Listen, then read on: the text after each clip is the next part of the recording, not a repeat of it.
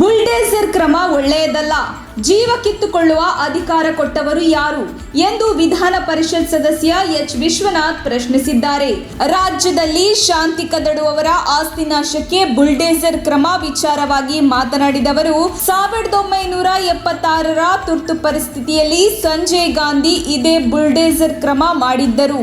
ನಂತರದ ಚುನಾವಣೆಯಲ್ಲಿ ದೊಡ್ಡ ಸೋಲಾಯಿತು, ಇದು ನೆನಪಿರಲಿ ಎಂದರು. ಮಲಬಾರ್ ಗೋಲ್ಡ್ನಲ್ಲಿ ಅಕ್ಷಯ ತೃತೀಯಕ್ಕೆ ಚಿನ್ನ ಖರೀದಿ ಮಾಡಬೇಡಿ ಎಂಬ ಅಭಿಯಾನದ ಕುರಿತು ಮಾತನಾಡಿ, ಯಾರ್ರೀ ಆ ಮುತಾಲಿಕ್? ಗ್ರಾಮ ಪಂಚಾಯತ್ ಮೆಂಬರ್ ಆಗಿದ್ದಾರಾ?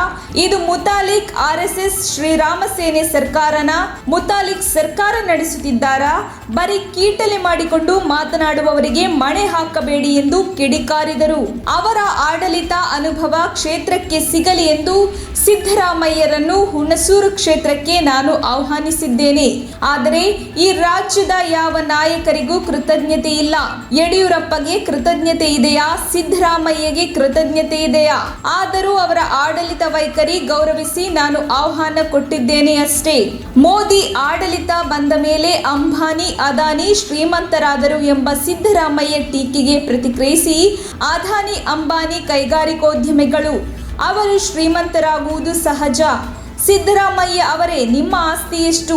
ಈಗ ನೀವು ಸ್ಥಿತಿವಂತರಾಗಿಲ್ವಾ? ಇದನ್ನು ಹೇಳಿ ಎಂದು ಕಿಡಿಕಾರಿದರು.